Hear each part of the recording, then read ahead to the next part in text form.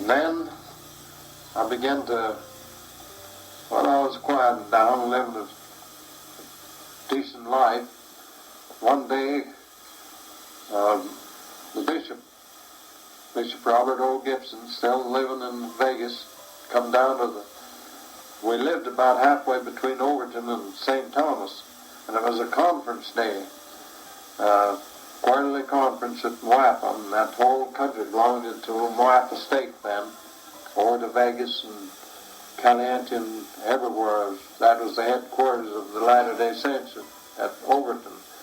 They'd had conference, and I'd gone home, and the bishop come in just about dusk, come there to see my father. He was irrigating that day, and he didn't leave the irrigating up to me like I should have done. I ought to took that off in his hands, but he didn't trust me to do the irrigating. And he come there to see me now, or see my father, and I was milking the cow. And I heard him talking, and he was just talking about the farm work and one thing and another, and how he's getting along financially and feeling around, but didn't want me to know what he'd come there for, I guess. And when I got through milking the cows, instead of hanging the milk there, we had some cats that had bothered the milk. I went up on the hill to the house, about 40 yards away, to leave the milk. And then I come back down to on the opposite side of the haystack to feed the calf. And as I stooped over to get a little hay for the calf, I heard him mention my name, and he was asking my father. He said, "I've got a request for 3 missionaries from the St. Thomas Ward."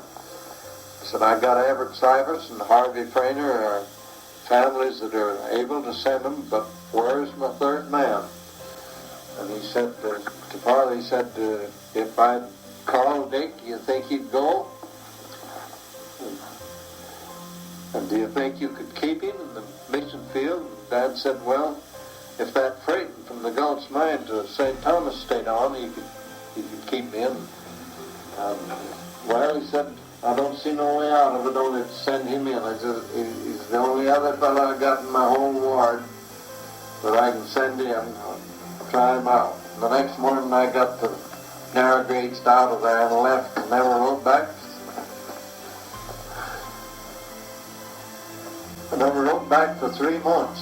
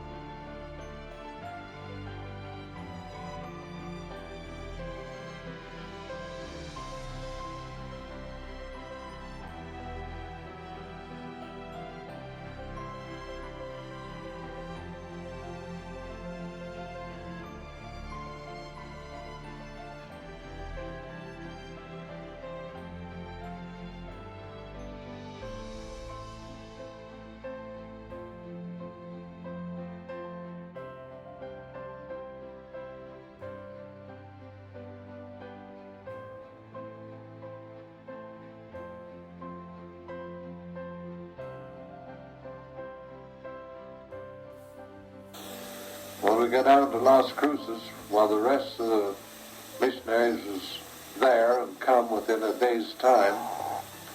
And he gave us a bunch of instructions. That was only about the 3rd conference that we'd had. In about 15 months' time we'd been out there. During World War I, well, it was pretty hard for them to make calculations and do things like they can now.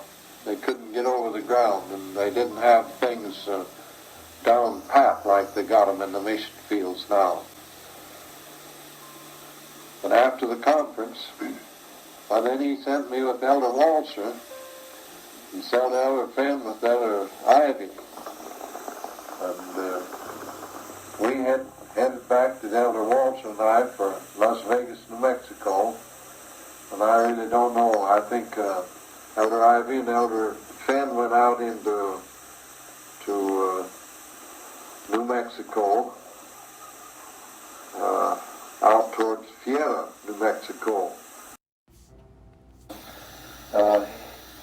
President Pratt sent me a letter and told me, said, Elder Stevens is going home, and this is Elder Walsh's come from Coney Drew Bryan, just coming into the field. He can talk the language, and I'll send him to Elder Farnsworth.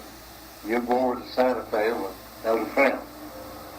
So I read the letter, and then I handed it over to Elder Farnsworth, and of course he was kind of concerned about how a letter come to me, the junior companion, instead of him, the senior companion.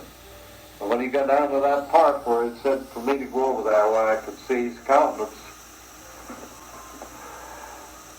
they really dropped. He finished reading it and he looked up at me and he said, all he's done with me is have me break in Broncos, and when I got him to learn to work, he said, then he's shipped him off to somebody else. And the Elder Fan already leading the mission made him feel pretty dismal. He didn't exactly like this Elder Walsh. He'd been raised with him down there. Good fellow. He told me, he said, he's a good fellow. He's able to go right into the work because he knows the language. But he said, some way, he said, I don't exactly like him, and so he kind of detested losing me.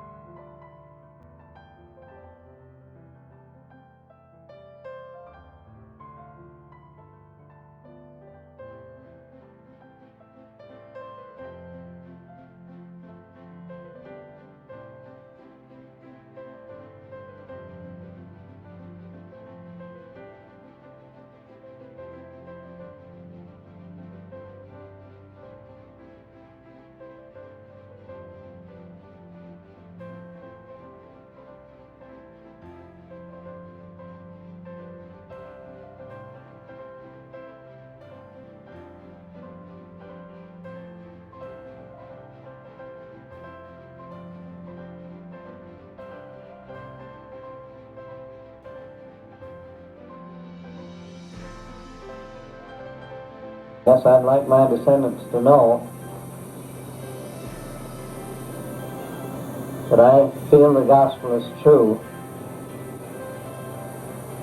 with all the intelligence that's within me. I know it's true beyond a shadow of a doubt. And they must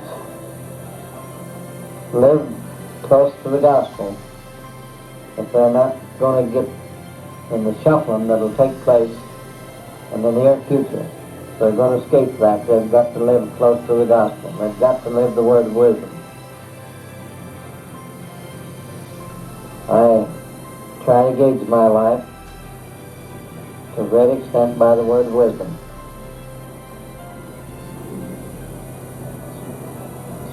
And there's no other thing that would give me more satisfaction than to know that they'd all become active and live the gospel like part of them do, some of them don't.